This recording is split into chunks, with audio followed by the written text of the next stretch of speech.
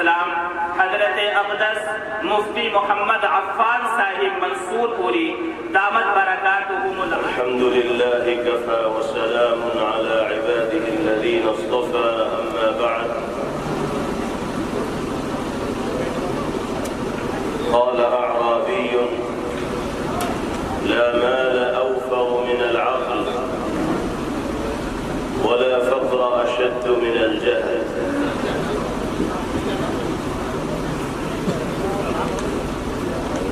جمعیت علماء ضلع بجنور کے صدر محترم حضرت مولانا مفتی اویس اکرم صاحب دامت برکاتہم اور یہاں تشریف فرما دیگر قابل احترام حضرات اکابر علماء کرام اراکین جمعیت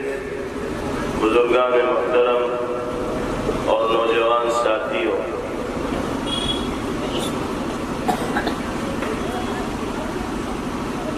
جمعیت علماء صوبہ یوپی کی متحرک اور فعال ترین یونٹوں میں سے ایک اہم یونٹ جمعیت علماء ضلع بجنور کی ہے، جس کے اجلاس منتظمہ میں اس وقت ہمیں اور آپ کو شریک ہونے کا اور مختلف موضوعات پر گفتگو کرنے کا موقع میسر ہوا۔ اس موقع پر آپ حضرات نے اس گنہگار کے ساتھ جس قدر افزائی، محبت و اکرام کا معاملہ فرمایا، اس کے لیے دل کی گہرائیوں سے ہم ممنون و مشکور ہیں اور امید کرتے ہیں کہ مستقبل میں ہم اور آپ اور سماج و معاشرے کے دیگر افراد مل جل کر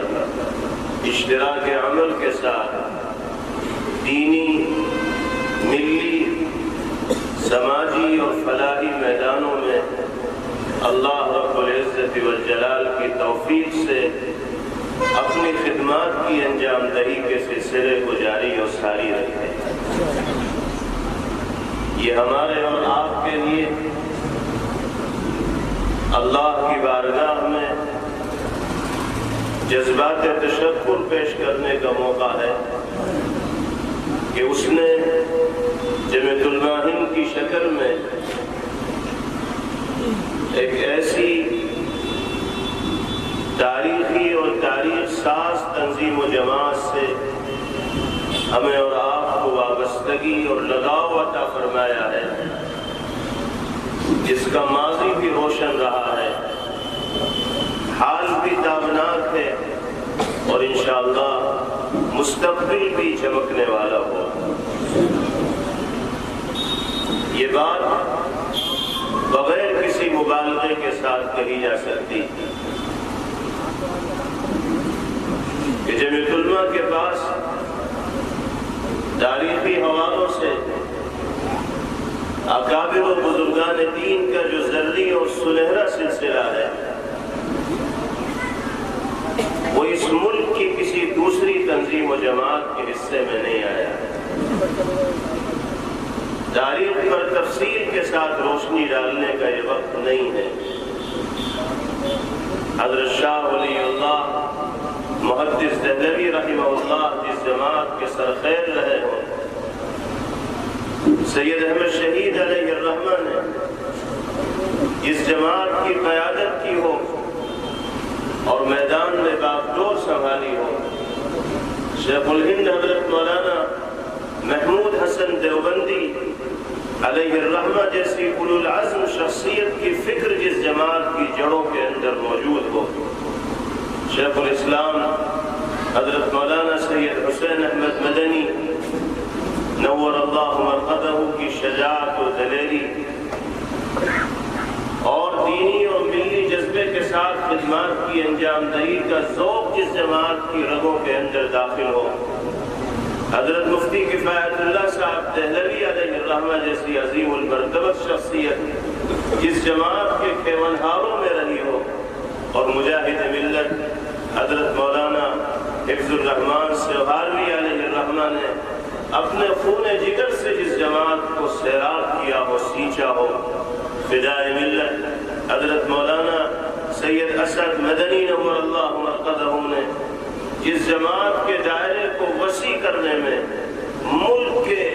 چپے چپے اور گوشے گوشے کی خاک چھانی ہو اور ایک اعتبار کا مقام ان کی خدمات سے اللہ نے اس جماعت کو عطا فرمایا ہو۔ ہمارے والد بزرگوار نور اللہ مرقدہ جس جماعت کے قائدین میں شامل رہے ہوں، موجودہ اکابر جو جماعت کی قیادت کا فریضہ انجام دے رہے ہیں، ایک زرعی اور سنہرا سلسلہ ہے ان اکابر و بزرگان دین کا جن کی خدمات اس جماعت کے اسٹیج کے اوپر نقش ہیں، اور یہ وہ مخلص جفاکش اور بے لوث خدمت انجام دینے والے حضرات ہیں جن کی شخصیت پر، جن کی خدمات پر، جن کی کارکردگی میں انگلی نہیں رکھی جا سکتی۔ یہ اللہ کا کرم ہے کہ اس نے اس جماعت سے ہمیں اور آپ کو وابستگی اور تعلق نصیب فرمائے۔ ہماری یہ ذمہ داری اور فریضہ ہے کہ ہم جماعت کی روح کو، تنظیم کے پیغام کو اور جمعیت کی اساس کو، بنیاد کو اور نظریے کو صحیح طور پر سمجھنے والے ہوں اور اسی کی روشنی میں مستقبل کے لیے لاہ عمل طے کرنے والے ہوں اور اقدامات کرنے والے ہوں۔ تاریخ یہ بتاتی ہے کہ جمعیت علماء یا اس کے اکابر نے اسی موقع پر لوگوں کی کثرت کو دیکھ کر منصوبہ سازی نہیں کی ہے، اسکیمیں نہیں بنائی ہیں، بلکہ ذمہ دار افراد سر جوڑ کر بیٹھے اور خلوص نیت کے ساتھ جس اقدام کو قوم ملت کے لیے، ملک کے لیے مفید سمجھا گیا، اسی کا مشورہ اسلامیہ نے ہند کو اور ملک میں بسنے والے لوگوں کو دیا گیا۔ کبھی اس کی پرواہ نہیں کی گئی کہ مرکزی جمعیت اور تنظیم کی جانب سے ہونے والے فیصلے پر فیصلہ کرنے والوں کو واہواہی ملے گی یا ان کو لوگوں کی تنقید کا سامنا کرنا پڑے گا، اعتراض جھیلنے پڑیں گے، لوگوں کی دشنام ترازی کو سننا پڑے گا۔ کبھی اس کی پرواہ نہیں کی گئی۔ فیما بینہ و بین اللہ، جو قدم اٹھانا مناسب سمجھا گیا ملک و قوم کے لیے، ملت کے لیے، دینی نقطہ نظر سے، اسی قدم کو اٹھانے کی تلقین کی گئی اور تاکید کی گئی۔ آزادی وطن سے پہلے کا دور ہو، یہ تقسیم وطن کے بعد کا دور ہو، آپ تاریخ پڑھیے اور اکابر کی خدمات کا اور ان کے فیصلوں کا بغور مطالعہ کیجیے۔ انہوں نے ہر نازک موقع پر خلوص کے ساتھ جس اقدام کو قوم، ملک اور ملت کے لیے مناسب سمجھا، وہی قدم اٹھانے کی تلقین ملک میں بسنے والے لوگوں کو دی۔ کیا جب ملک تقسیم کے دہانے پر تھا اور ملک میں بسنے والے مسلمان جذباتی نعروں کی وجہ سے اتنے مغلوب ہو چکے تھے کہ انہوں نے اسلام کے نام پر دوسرے ملک کو قائم کرنے کے سوا کوئی خیال ان کے دل کے اندر نہیں آتا تھا، اور بڑی تعداد مسلمانوں کی عرض وطن کو چھوڑنے کے لیے تیار تھی اور چھوڑتی چلی جا رہی تھی۔ اس موقع پر آپ کی یہی جماعت تھی اور اسی جماعت کے اکابر تھے، قائدین تھے، جنہوں نے ہوا کے رخ کے خلاف مضبوطی کے ساتھ اسی ملک میں قائم رہنے کا اور موجود رہنے کا فیصلہ کیا۔ ان کی پگڑیاں بھی اچھالی گئیں، ان کو سب و شتم بھی کیا گیا، ظلم و ستم کا نشانہ بھی بنایا گیا، ان کی توہین و تذلیل میں بھی کوئی کسر نہیں چھوڑی گئی۔ غیر تو غیر اپنوں ہی سے ان کو ہمہ جہت مخالفتوں کا سامنا کرنا پڑا، لیکن تاریخ گواہ ہے کہ وہ لوگوں کی دشنام ترازیوں سے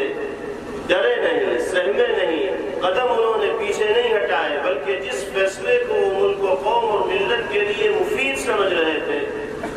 اسی فیصلے کے اوپر ڈٹے رہے، جمے رہے۔ آپ بتائیے کہ اگر اس دور میں ہمارے اکابر نے، جمعیت علماء کے قائدین نے اس ملک میں مضبوطی کے ساتھ رہنے کا فیصلہ نہ کیا ہوتا تو کیا ہم لوگ یہاں ہوتے؟ یا جس حال میں بھی ہم زندگی گزار رہے ہیں کیا اسی حال میں ہم اس ملک کے اندر زندگی گزار رہے ہوتے؟ کس طرح کی صورتحال کا سامنا کرنا پڑتا؟ کچھ نہیں کہا جا سکتا۔ تو روز اول سے لے کر آج تک جو فیصلے ہوتے ہیں وہ خلوص پر مبنی ہوتے ہیں اور لوگوں کی تعداد کو دیکھ کر واہ واہی حاصل کرنے کی نیت سے فیصلے نہیں کیے جاتے،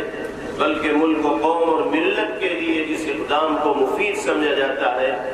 اسی پر عمل کرنے کی ترغیب اور تلقین ملک میں بسنے والے لوگوں کو دی جاتی ہے۔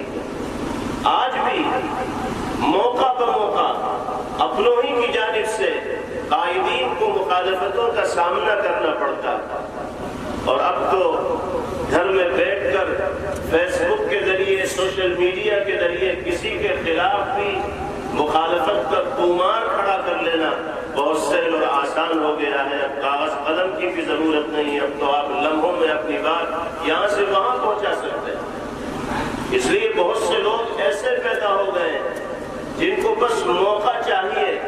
اور وہ اس موقع سے فائدہ اٹھاتے ہیں اور اپنے دل کی ساری بھڑاس نکالتے ہیں اور لوگوں کو ذمہ داران سے، اکابر سے، معتبر تنظیموں سے بدگمان کرنے کی کوشش کرتے ہیں، اور مقصد یہ ہوتا ہے کہ مسلمانوں میں اجتماعیت باقی نہ رہے، مرکزیت باقی نہ رہے۔ جب اجتماعیت چور چور ہو جائے گی اور انتشار کا ماحول مسلم سماج و معاشرے کے اندر پیدا ہوگا تو پھر دشمنوں کا حملہ مؤثر ہوتا چلا جائے گا، کارگر ہوتا چلا جائے گا، اور شیرازے کے منتشر ہونے کی بنا پر ہماری طاقت کمزور ہوتی چلی جائے گی۔ اس لیے ہمیں اور آپ کو، خاص طور پر وہ حضرات جو جماعت سے منسلک ہیں، جڑے ہوئے ہیں، ممبران میں داخل ہیں، شامل ہیں، ان کو تو نظریے کو اچھی طرح سمجھنا چاہیے اور مضبوطی کے ساتھ اس نظریے کے اوپر ڈٹے رہنا چاہیے، جمے رہنا چاہیے۔ ہمیں اور آپ کو اگر کسی اقدام پر کوئی اعتراض ہو تو سنجیدگی کے ساتھ بڑوں سے اس اعتراض کا حل پوچھنے کا حق سب کو حاصل ہے، لیکن کسی چیز کو بنیاد بنا کر بدگمانی کے ماحول کو عام کرنے کی کوشش کرنا یہ دیانت کے خلاف ہے اور ان آداب کے خلاف ہے جو مسلمان ہونے کی حیثیت سے جن کا لحاظ رکھنا ہم سب کی دینی اور ایمانی ذمہ داری ہے۔ آپ کو سمجھنا چاہیے کہ جمعیت علماء کی طرف سے جو اسکیمیں بنتی ہیں وہ ملک میں بسنے والے مسلمانوں کی بڑی تعداد کو پیش نظر رکھ کر بنتی ہیں۔ حضرت صدر محترم مولانا سید محمود اسد مدنی دامت برکاتہم العالیہ بار بار اس حقیقت کو لوگوں کے سامنے بیان کرتے ہیں کہ اگر آپ ملک میں بسنے والے مسلمانوں کا جائزہ لیں گے تو 70% سے زائد مسلمان آپ کو ایسے علاقوں کے اندر بسے ہوئے ملیں گے جو غیر مسلم اکثریتی علاقے ہیں، اور وہاں مسلمان اقلیت کے اعتبار سے زندگی گزار رہے ہیں۔ ایک گاؤں میں 100 گھر ہیں جن میں سے 10 گھر مسلمانوں کے ہیں اور بقیہ گھر سب غیروں کے۔ 70% سے زائد مسلمان ملک میں اسی طرح زندگی گزار رہے ہیں۔ 30% کے قریب زیادہ سے زیادہ مسلمان ملک میں ایسے علاقوں کے اندر آباد ہیں کہ جہاں علاقائی اعتبار سے ان کی اکثریت ہے، گاؤں کے اعتبار سے اکثریت ہے، قصبے کے اعتبار سے اکثریت ہے، کہیں شہر کے اعتبار سے اکثریت ہے۔ اب آپ بتائیے جب مسلمانوں کو پیش نظر رکھ کر کوئی اسکیم بنائی جائے گی تو محض 30% مسلمانوں کو پیش نظر رکھا جائے گا یا سب کو پیش نظر رکھ کر اسکیم بنائی جائے گی؟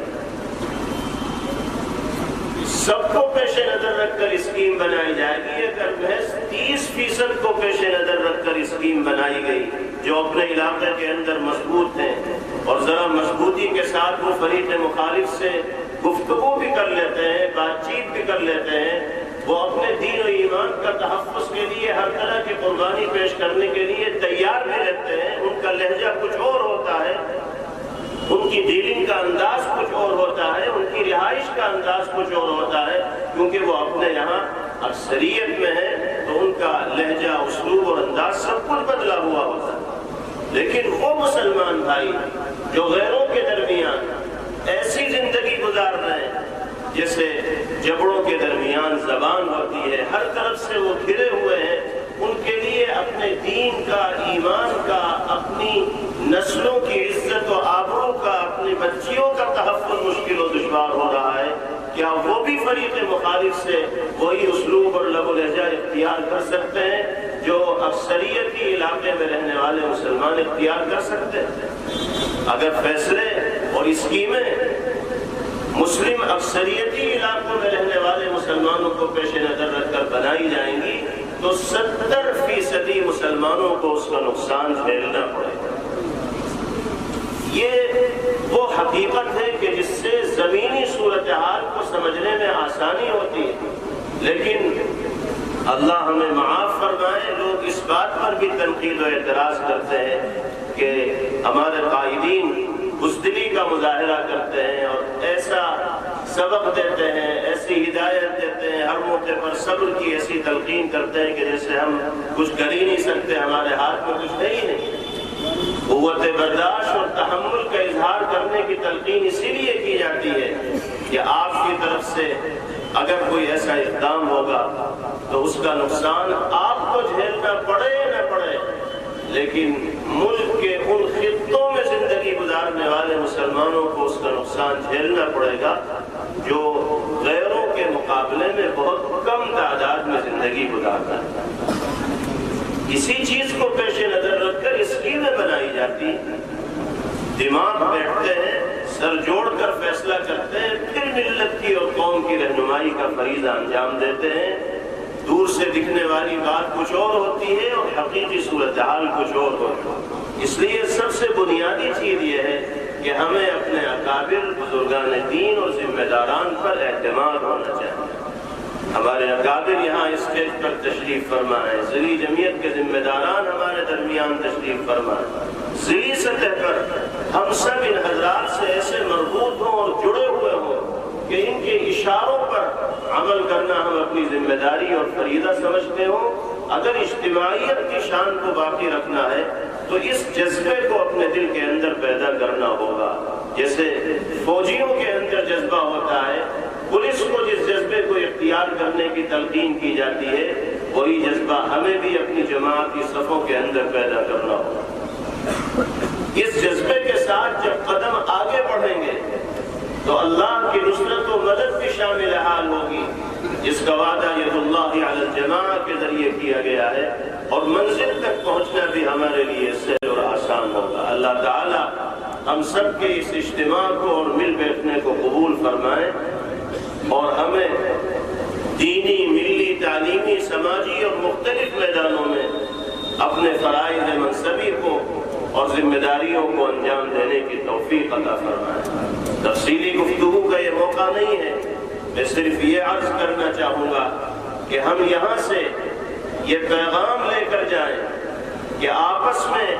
اتحاد اور نظم و ضبط کو برقرار رکھنا یہ ہماری ایمانی طاقت و قوت کا مظہر ہوگا۔ آپس میں اتحاد و اتفاق اور نظم و ضبط کو جماعتی اور تنظیمی سطح پر، سماجی اور معاشرتی سطح پر ہر ممکن طریقے سے برقرار رکھنے کی کوشش کرنا یہ ہماری قوت کا مظہر ہوگا۔ ہم مختلف بنیادوں کے اوپر بٹ جاتے ہیں، کہیں برادری کی بنیاد پر تقسیم ہو جاتی ہے، کہیں علاقے کی بنیاد پر تقسیم ہو جاتی ہے، کہیں اس بنیاد پہ تقسیم ہو جاتی ہے کہ ذمہ دار عہدے پر میرا آدمی کیوں نہیں ہے، میں اس کا ساتھ نہیں دوں۔ یہی بنیاد بن جاتی ہے کنارہ کشی کی۔ اس کا مطلب یہ ہے کہ ہم اخلاص کے ساتھ میدان عمل میں نہیں لگے ہوئے۔ ذمہ دار عہدے پر کوئی بھی ہو، ہم تو ہر حیثیت سے خادم دین ہیں، اور خادم کو آپ جہاں فٹ کر دیں گے وہ خدمت کا فریضہ انجام دے گا۔ اگر ہم کسی کو دیکھ کر خدمت کریں اور کسی کو دیکھ کر خدمت سے کنارہ کش ہو جائیں تو اس کا صاف مطلب یہ ہے کہ خلوص ہمارے دل کے اندر کار فرما نہیں ہے، اللہ کی رضا کے لیے ہم کام انجام دینے والے نہیں ہیں۔ اور اگر اللہ کی رضا کے بغیر انسان خدمات کی انجام دہی کا سلسلہ جاری رکھے گا تو ساری زندگی بھی اگر خدمات انجام دیتا رہے، مچھر کے پر کے برابر بھی اجر و ثواب کا مستحق قرار نہیں دیا جائے۔ اس لیے ہر رکن کو، ہر فرد کو خادم دین متین ہونے کی حیثیت سے اپنے حصے کی ذمہ داری ادا کرنے کی ہر ممکن فکر و کوشش کرنی چاہیے اور ہر سطح پر اتحاد و اتفاق اور نظم و ضبط کو برقرار رکھنا چاہیے۔ دوسری چیز، خدمت خلق کو اپنا نصب العین بنا لیا جائے۔ یہ پیغام آپ لے کر جائیں کہ خدمت خلق ہمارا نصب العین ہے، ہماری زندگی کا اہم فریضہ ہے۔ اللہ کے حبیب صلی اللہ علیہ وسلم نے فرمایا الخلق عیال اللہ، احب الخلق الی اللہ انفعهم لعیالہ۔ ساری کی ساری مخلوق اللہ کا کنبہ ہے اور اللہ کی نگاہ میں پسندیدہ ترین انسان وہ ہے جو اللہ کے کنبے کے ساتھ نفع رسانی کا معاملہ کرنے والا ہو، اللہ کی مخلوق کو فائدہ پہنچانے والا ہے۔ مذہبی دیواروں کو گرا کر انسانیت کی بنیاد پر ایک دوسرے کے ساتھ ہمدردی اور خیر خواہی کے جذبے کا مظاہرہ کرنا ہمیں اپنی دینی اور ایمانی ذمہ داری اور فریضہ تصور کرنا چاہیے۔ ہماری جماعت کی بنیادوں کے اندر قومی یکجہتی روح کے طور پر موجود ہے اور روز اول سے اکابرین جمعیت یہ پیغام دیتے چلے آ رہے ہیں کہ اللہ نے جس ملک میں زندگی گزارنے کا ہمیں موقع میسر فرمایا ہے یہ مختلف مذاہب کے ماننے والے لوگوں کی آمادگاہ ہے، مختلف مذاہب سے تعلق رکھنے والے لوگ اس ملک کے باشندے ہیں۔ اس ملک کی خوبصورتی اسی میں ہے کہ مختلف مذاہب و مسالک سے تعلق رکھنے والے لوگ انسانیت کی بنیاد پر اخوت و بھائی چارگی اور ایک دوسرے کے ساتھ خیر خواہی کے جذبے سے زندگی گزارنے والے۔ دینی معاملات میں ہم بالکل آزاد رہیں گے، مذہبی بنیادوں کے اوپر مضبوطی کے ساتھ قائم رہیں گے، دین و شریعت میں مداخلت کی کہیں سے کہیں تک کسی کو اجازت نہیں دیں گے، لیکن خدمت، خیر خواہی اور ہمدردی کا جذبہ ایک مومن و مسلمان ہونے کی حیثیت سے اللہ کی ہر مخلوق کے سلسلے میں ہمارے دل کے اندر بیدار ہوگا، زندہ ہوگا۔ یہ وہ چیز ہے کہ جس کو نصب العین کے طور پر ہمیں اپنے ذہن و دماغ کے اندر اتار لینا۔ اللہ کے حبیب صلی اللہ علیہ وسلم کی زندگی کا یہ ایک روشن باب ہے۔ آپ نے انسانیت کو اپنے قدموں میں گرانے کا جو ملکہ حاصل، لوگ آپ کے خون کے پیاسے تھے، وہ آپ کی محبت میں زندگی گزارنا اپنی ذمہ داری اور فریضہ سمجھنے لگے۔ یہ اللہ کے حبیب صلی اللہ علیہ وسلم کے اخلاق کریمانہ کا نتیجہ تھا۔ تو قومی یکجہتی کو ہر حال میں برقرار رکھنا ہم اس ملک کی جمہوری، سیکولر اور آئینی روح کو برقرار رکھنے کے لیے ضروری سمجھتے ہیں۔ یہی وجہ ہے کہ فرقہ واریت کی بولی بولنے والے اور فرقہ واریت کا راگ الاپنے والے جو لوگ اور جو طاقتیں بھی اس ملک کے اندر اپنے بالوں پر کھولتی ہیں، جمعیت علماء کے اکابر شد و مد کے ساتھ ان کی مخالفت کرتے ہیں، چاہے فرقہ واریت کسی بھی طرف سے ہو رہی ہے،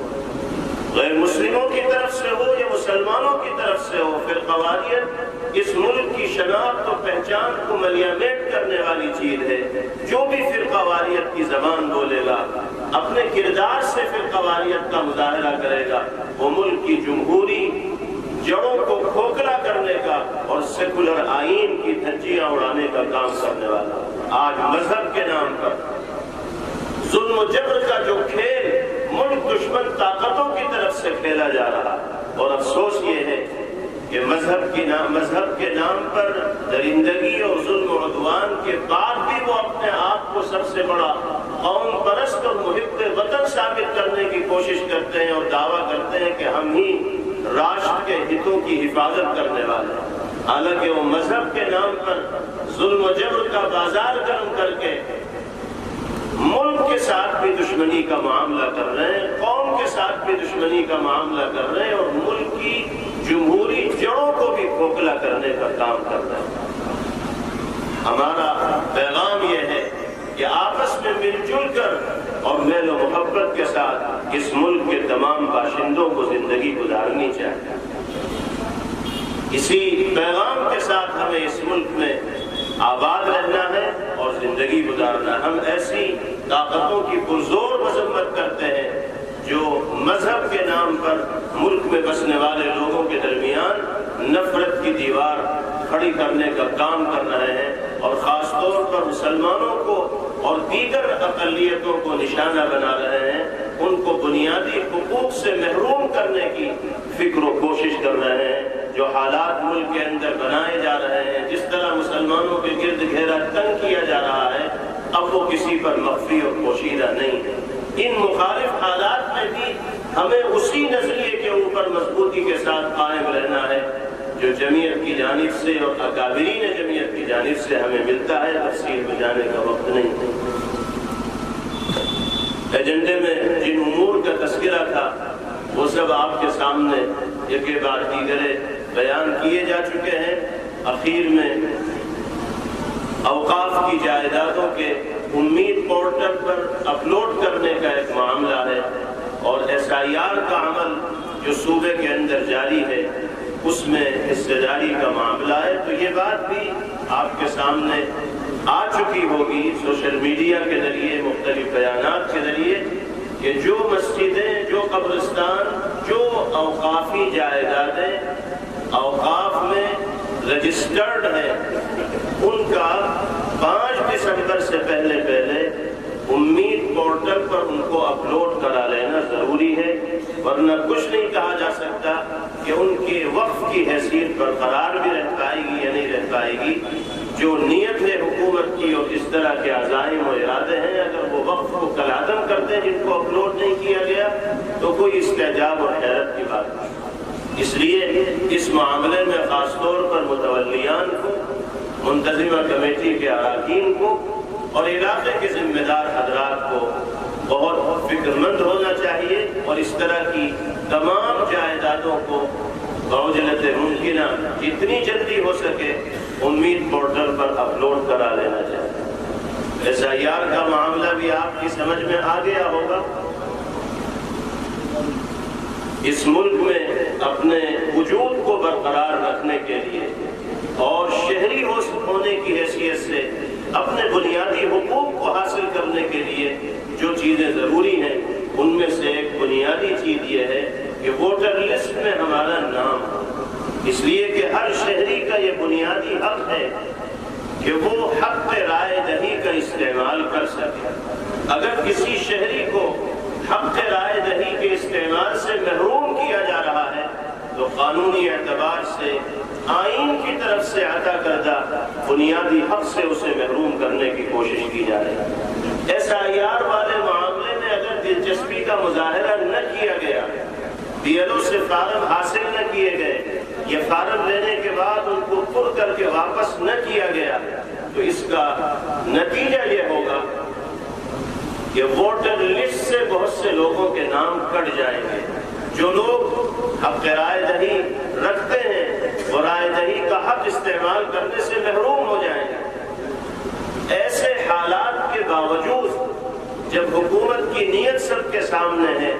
اب بھی بہت بڑا طبقہ ہمارے اور آپ کے بھائیوں اور بہنوں کا ایسا ہے جو اس سلسلے میں بالکل سنجیدہ دکھائی نہیں دیتا، حساس دکھائی نہیں دیتا۔ خاص طور سے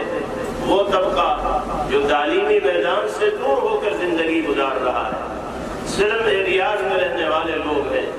ان کو اس کی کوئی فکر نہیں۔ دیہات میں رہنے والے لوگ ہیں، وہ بھی اس پر خاطر خواہ توجہ عام طور پر نہیں دے رہے ہیں۔ کچھ لوگ تو بحث کرنے لگتے ہیں کہ کس کی ہمت ہے جو مجھے شہری ہونے کے حق سے محروم کر دے، کس کی ہمت ہے جو مجھے میرے گاؤں سے نکال دے، میرے گھر سے نکال دے۔ بھئی اگر آپ کو گاؤں سے نہ نکالا گیا، گھر سے نہ نکالا گیا، لیکن ووٹر لسٹ میں آپ کا نام نہ آیا، تو آپ کو ایک بنیادی حق سے محروم کر دیا گیا، اور آپ صرف اپنے بارے میں کو سمجھ رہے ہیں۔ آپ جیسے 50 آدمی اگر ایک گاؤں سے نکلیں گے اور ہر گاؤں سے 50، 100، 200 نکلتے چلے جائیں گے تو کروڑوں کی تعداد پہنچے گی۔ بہار میں یہی ہوا۔ اگر یہی صورتحال یوپی میں رہے گی اور دلچسپی کا مظاہرہ نہیں کیا جائے گا تو اندازہ یہ ہے کہ کروڑوں سے متجاوز ہوگی ان لوگوں کی تعداد جو پچھلے الیکشنوں میں اپنی رائے دہی کا حق استعمال کرتے رہے اور اس الیکشن میں ووٹر لسٹ میں ان کا نام آیا ہی نہیں۔ اس لیے اس کام کو بڑی ذمہ داری کے ساتھ انجام دینا ہے۔ جماعتی احباب بھی اپنے علاقے کے اعتبار سے فکر مند ہوں اور کوشش کریں کہ ایریے کے تمام لوگوں تک بی ایل او کی طرف سے وہ فارم پہنچے اور پھر ان کو فل کر کے بھر کر کے بی ایل او کو واپس کیا جائے۔ اس کی بھی تاریخ 4 دسمبر آخری تاریخ ہے۔ اگر آپ کا نام 2025 اور 2003 کی ووٹر لسٹ میں ہے تب تو کوئی معاملہ ہے ہی نہیں، کسی طرح کی کوئی دستاویز بھی آپ کو دینے کی ضرورت نہیں پڑے گی۔ آپ کو فارم بھر کے بس واپس کرنا ہے۔ 9 دسمبر کو جو چارٹ آئے گا اس میں لازمی طور پر آپ کا نام آ جائے گا، لیکن 2003 میں اگر آپ کا نام ملک کی کسی ووٹر لسٹ میں کہیں درج نہیں ہے تو آپ اپنے والدین، دادا دادی یا نانا نانی میں سے کسی کا نام درج کر سکتے ہیں۔ ممکن ہے کہ آپ کے پاس 9 دسمبر کے بعد نوٹس آ جائے اور جو 11 پروف مانگے گئے ہیں شہریت کے ثبوت کے لیے ان میں سے کوئی پروف طلب کر لیا جائے۔ امکان ہے، کوئی ضروری نہیں ہے، لیکن اگر ان کا بھی نام نہیں ملے گا تو بھی آپ کو موقع ملے گا کہ آپ اپیل کریں، 15-20 دن کا موقع ملے گا اور اس میں جو وہ 11 پروف ہے ان میں سے کوئی پیش کر دیں گے تو نام آ جائے گا۔ لیکن اگر یہ مرحلہ بھی نکل گیا اور فائنل لسٹ آ گئی تو پھر نام کا اندراج کرانا بڑی ٹیڑھی کھیر ہوگی اور بڑا مشکل کام ہوگا۔ عام طور پر وقت پر ہم سرگرمی کا مظاہرہ کرتے نہیں، جب الیکشن کا موقع آئے گا اور لسٹ میں نام نہیں ملے گا تو ادھر ادھر کے چکر لگیں گے، لیکن اس وقت چکر لگانے سے کوئی فائدہ نہیں ہوگا۔ بہرحال یہ کام ہو رہا ہے علاقائی اعتبار سے اور لوگوں کو سمجھانے کا طریقہ بھی بتایا جا رہا ہے۔ جگہ جگہ کیمپ لگا کر ایسے لوگوں کے فارم کو بھرنے کی ضرورت ہے جو خود بھرنے کی صلاحیت نہیں رکھتے۔ ہم سب حضرات کو اپنی دینی ذمہ داری سمجھتے ہوئے اس کام کو انجام دینا، یہ بھی ایک دینی خدمت ہے۔ میں نے شروع میں 2 جملے آپ کے سامنے ایک محاورے کے جو عربی محاورہ ہے وہ بیان کیے تھے، اس کا ترجمہ کر کے میں اپنی بات مکمل کرتا ہوں۔ ایک محاورہ ہے، لا مال اوفر من العقل، عقل مندی کا مظاہرہ کرنے سے زیادہ بہتر کوئی مال نہیں۔ سب سے زیادہ قیمتی شے یہ ہے کہ انسان عقل و دانش کے ساتھ، سوجھ بوجھ کے ساتھ، سوچ سمجھ کر اور حکمت کے ساتھ فیصلے کرنے والا ہو، زندگی گزارنے والا۔ اس سے بڑا غنا اور اس سے بڑی مالداری کچھ نہیں ہے۔ صرف روپیوں پیسوں کو جمع کر لینے کا نام مالداری نہیں ہے، صرف گھر بنا لینے کا یا زمینیں خرید لینے کا نام مالداری نہیں ہے، بلکہ عقل کے صحیح استعمال کا نام، حکمت و دانائی اور سوجھ بوجھ کے مظاہرے کا نام مالداری۔ اسی طرح لا فقر اشد من الجہل، جہالت اور ناخواندگی سے بڑا فقر اور بڑی تنگ دستی کوئی نہیں۔ ہم سمجھتے ہیں کہ جس کے پاس پیسہ نہ ہو، روپیہ نہ ہو، دھن نہ ہو، دولت نہ ہو، مکان نہ ہو، دکان نہ ہو، بزنس نہ ہو، کاروبار نہ ہو، وہ فقیر و تنگ دست ہے۔ نہیں، حقیقی فقیر اور تنگ دست وہ ہے کہ جس کے پاس علم کی روشنی نہیں، جس کے پاس تعلیم کا جوہر نہیں، جس کے پاس پڑھنے لکھنے کی صلاحیت نہیں، اس کو حقیقی تنگ دست قرار۔ پیغام یہ دیا گیا ان 2 محاوروں کے ذریعے کہ ہر کامیاب انسان کو اپنی عقل کا صحیح حکمت و دانائی کے ساتھ زندگی گزارنی چاہیے اور علم کے چراغ کا ہر گھر کے اندر روشن ہونا ضروری ہے۔ ہم اپنے نوجوانوں کی تعلیم و تربیت کا نظم کریں، نسلوں کی تعلیم و تربیت کا نظم کریں، مسلمان ہونے کی حیثیت سے ترجیحی بنیادوں پر ان کو دین کے بنیادی عقائد و مسائل سے واقف و باخبر کرائیں، قرآن پاک کی تلاوت کا سلیقہ ان کو سکھائیں۔ جمعیت یوتھ کلب کا جو قیام ہوا ہے وہ نوجوانوں کی ذہنی اور فکری تربیت اس کا نصب العین ہے اور ٹارگیٹ ہے کہ اس میدان سے نوجوانوں کو جوڑ کر ان کی ذہنی اور فکری تربیت کا نظم کیا جائے۔ دینی تعلیمی بورڈ کے سلسلے میں جو سرگرمیاں سارے ملک کے اندر جاری ہیں، ان کا مقصد یہ ہے کہ ملت اسلامیہ کا کوئی گھر ایسا نہ رہے جس کے ممبر اور جس کے افراد مکتب و مدرسے سے وابستہ اور جڑے ہوئے نہ ہوں، تاکہ تعلیم کی دولت سے آراستہ ہو، پیراستہ ہو۔ ترجیحی بنیادوں پر دین کی تعلیم اپنے بچوں کو دلانی چاہیے اور عصری تقاضوں سے بھی ان کو ہم آہنگ کرنے کی فکر و کوشش کرنی چاہیے۔ جمعیت علماء کے جتنے شعبے ہیں ذیلی اعتبار سے اور تحصیلی سطح پر اور مقامی سطح پر ان تمام شعبوں کو متحرک و سرگرم رکھنے کی ضرورت ہے۔ ذیلی ذمہ داران کی یہ ذمہ داری ہے کہ وہ تحصیلی ذمہ داران کی نگرانی فرمائیں اور ان کو کاموں کی جانب متنبع فرماتے رہے، اور جو تحصیلی ذمہ داران ہیں وہ مقامی یونٹوں کے افراد پر نگاہ رکھتے۔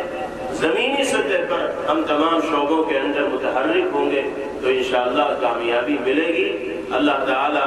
آپ سب کے یہاں جمع ہونے کو قبول فرمائے۔ میں جامعہ نسیمیہ، دارالعلوم نسیمیہ کے ذمہ داران کا بھی شکر گزار ہوں، مولانا مفتی عبدالولی صاحب اور دیگر حضرات کا جنہوں نے اس ادارے میں اس پروگرام کے انعقاد کا نظم کیا۔ آپ تمام حضرات کا بھی پھر ایک مرتبہ شکریہ ادا کرتا ہوں کہ آپ نے اعزاز بخشا اور یہاں تشریف لائے۔ اللہ تعالیٰ ہم سب کے اجتماع کو قبول فرمائے اور ہر طرح کے خیر سے باری تعالیٰ ہم سب کو مالا مال فرمائے۔ وآخر دعوانا الحمدللہ رب العالمین۔